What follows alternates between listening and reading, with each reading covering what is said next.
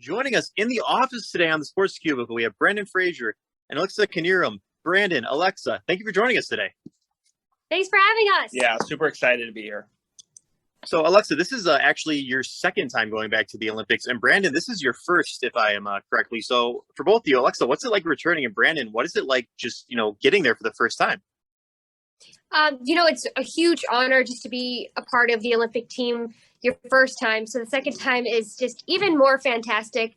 But, we're in such a different period of time right now with COVID and all the different things that we're going to experience when we go there, that although it's going to be my second Olympics, it's definitely going to feel like the first Olympics of this type.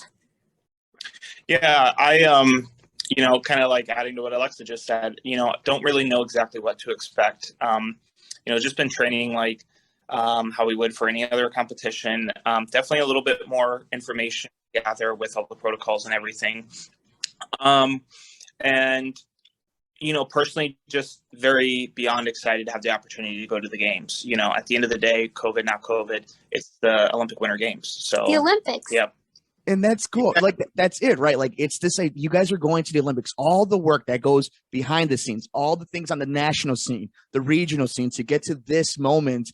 And I've always wondered this, the mental side of this. My brother, who's an assistant coach on the new national co-ed cheer team that they're creating, the one thing I've always asked him that I've never understood, whether it was on the state championship or the national championship over at Navarro, is you can't play defense. And what you guys do when you're making this choreography and you're gelling together, and we'll get to that in a little bit, how hard is it for competitive people like you two, top of the tier athletes, to go into the Olympics in a foreign country for your country and having to not only put your best foot forward, but also see the other great talent around you and seeing what they're bringing to the table? Well, way to really maximize the event there. You guys can handle it. Come on. We know it's there. Stop it. You guys are too modest. I'll let Brandon speak on it too. But for me, I think the best approach for a figure skater is to just look at what you're doing, and that's you're on a piece of ice, the same thing that you're on every day in any country.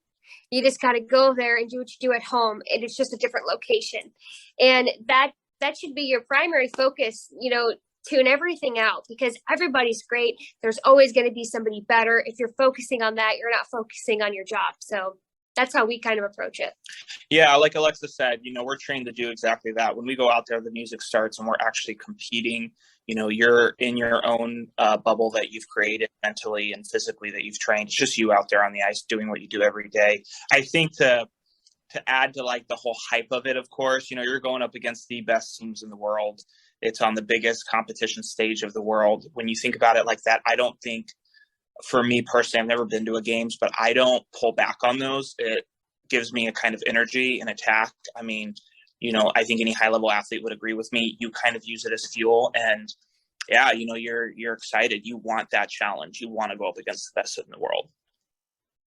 Of course, that's definitely one thing you're doing. And both of you have been in partner figure skating for a while. Alexa, you actually did this with your husband, Chris. What was it like going from someone that you clearly had good chemistry with, as you obviously married him, to, Brandon? I'm not sure how the two of you met. So just how did you two meet, and how does it go from working with someone that you are, living with basically, to someone that might be a complete stranger for all I know? Oh, well, it was a huge transition for myself and for Brandon. We were both in partnerships that were for a very long period of time. We both came together leaving something that was so familiar and we knew the ins and out of.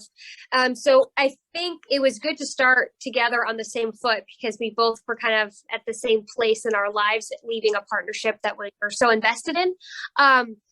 Yeah, it's different. The chemistry is different with Brandon, obviously, because I was always skating to my husband, but the chemistry is different, but there's the same commitment, trust, and respect that we share together. And it's not a romantic relationship by any means, but it's definitely an intimate one of friendship, one that, we're totally invested in each other, and we just want the best for each other individually. And I think that's what kind of bonds us to strive for our dreams and why we've been successful. Hear that, Mercado? We got a good friendship. I think we can become partner figure skaters now. Yeah, I don't think we have Olympic gold medalist type of talent like these two do. And speaking of that, when it comes to getting to that tier, right, winning at nationals, competing at the top level, and then getting to this moment, when you have the physical attributes and you get the idea of what you want to do when you're on the big stage, how long does it take for the chemistry, both physically and mentally, when you're finding a new partner, kind of like in any sport, when there's a new point guard to a center, a goalie to his defense, a quarterback to his wide receivers? In your case, how long was it until it almost became symbiotic and you were able to really understand and be on the same flow level? Well, I think it's different for each partnership. It's without no question that it takes time. It has a process to it. I think that's a strength of Alexa and I, and what our partnership did in the beginning is we gelled exceptionally fast for our pair teams when it comes to that stuff. Like Alexa said earlier, there's a trust, there's an energy, a connection that you have that takes time to develop. And you have to go out and go through some big high level competitions to go through that with one another. And we were able to really develop that quickly, and the faster and the stronger it became, the easier it was for us to progress as a partnership. So it's essential. And my old partner and I, it took us years to get that. And once you get it, but it does take time. And Alex and I, that's just the kind of athletes we are. When we teamed up, we were like, we want this now. We're hungry. We had our challenges, but we did everything in our power to develop as fast as we could. And I wanted to ask you guys this, because I think that's a great segue, Brandon, into what you and Alexa are building, what you guys have built in the past with other partners, and getting to this point where you see what the other person is doing. And you start kind of being the other side of each other's hands and all the cliches we want. But what about the people behind the scenes? Not just the coaching. We know how great the coaching is. We know how great the squad is. But what about all the other people, the family? How important is it for you guys to have a great support group because of the crazy hours and practices, the dieting, the working out, the media that you have to do? How important is that on the base that we never see? Come the big day when you guys go overseas, how important is that for you two? Well, for me, it's everything. My family, I need their support or else I wouldn't be able to do it. And my sport, my job, it affects everything in my family. I mean, we missed Christmas because of me, because of the national championships. That's common in all high elite athletes. We have to make sacrifices. The family has to make sacrifices, but you do it for that one big goal and hopes that it comes true. And my family has been just incredible along the way. They were able to go to Pyeongchang in 2018 at the Olympics and watch, and that was amazing.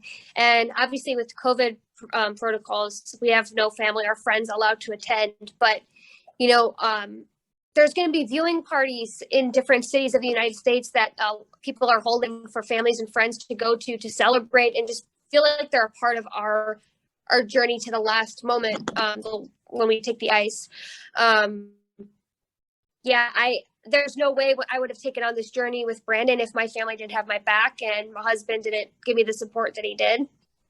And I think Brandon feels very similar. Yeah, like you said, they only see what they see in competition. And, we can talk about coaches mainly in the media and stuff, and they do their part, but family is everything. Support's huge.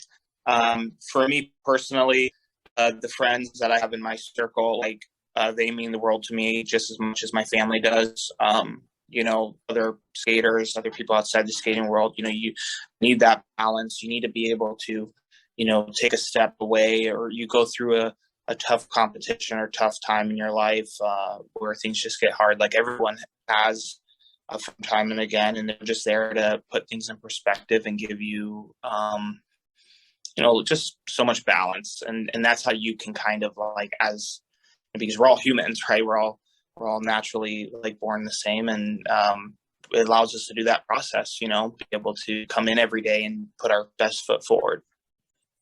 Exactly. And as you're saying with with any sport, definitely comes with that sacrifice, that hard work, and a lot of time. What advice would you have for any, young girls or boys that want to become professional figure skaters like you two? Well, definitely realized that figure skating is a sport of longevity. You have to start and be committed every day, all year, for many, many years. Our sport's not one that you typically can pick up later in life, and it's not one that you can kind of participate in half of the year. Our sport kind of requires that drive and commitment all year long, from a young age to you got to stick it out to you're older. And that's what makes it so special when you do kind of hit your peak and your maximum, because you've put so much time and effort in. So I guess I say that to say that be patient and trust the process, because it's a long journey. Yeah, I think it's definitely a sport that has brought so much satisfaction in my life, and can bring to so many other younger guys in the new generation. I mean, it's more of a rare and unusual sport you hear of people taking up day to day, just, it's not like soccer, your football, your baseball, like a team sport. Skating is a little bit more one of those specific sports that takes a lot of, a lot of trial and error to start doing competitively. But I think I can encourage every young person, male or female, to do it. I mean, it is a bit, people don't see it on the competitive stage so much at a high level, but it's a grind. But there's so much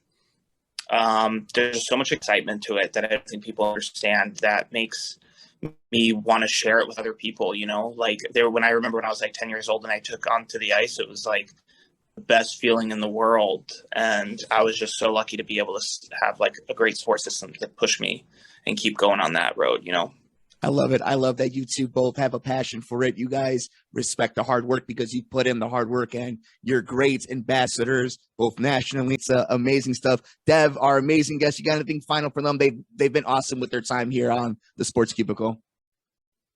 I mean, pretty much just, I got to say one thing, really. Did you guys ever think you'd be making it to the Olympics? If you go right before your first ever skating, competition tournament ever, 10, 15 years ago, if you were going like, hey, down the road, you two are going to be in the Olympics, would you believe it? I guess is the question. I think between of 10, 15 years ago, I would have said maybe, like, I could probably do it, but like chances are probably not. But my mom would have said, yeah, you're going to make it. Yeah, Mom. Heck yeah. Brandon. Like Alex said, 10, 15 years ago, I'm not sure. I was used to growing up and with a lot of people I wasn't the most naturally gifted ice skater off the bat. I know there would be a lot of people, even today, that would be like, holy cow, that kid's actually going to the Olympics, and they, I could sense in their voice and the way they worked with me, they didn't believe it. So, or have faith. I don't know. I think that's why I'm going to the games, because I like the challenge. Heck yeah, you're going to the games, Alexa. Brandon, you guys are great examples, both nationally and internationally, of what a evolving sport is becoming in figure skating and in the entire realm of sports. And you two are beautiful souls, and we appreciate you guys joining us. Devin, you want to sign us off from our wonderful time here with our wonderful guest, our Olympic guest? Yeah. Olympic. And once you guys win the gold, you better come back on the show. We're holding you to that. And these two actually will be at Stars on Ice, which is coming into Chicago in May of this year. So definitely make sure you get your tickets available at Ticketmaster.com if you want to see them in person, not just on your television screen. Brandon Frazier, Alexa Knierim, thank you both so much for joining us on the show today. Thank you guys so much for having us. It was an absolute pleasure.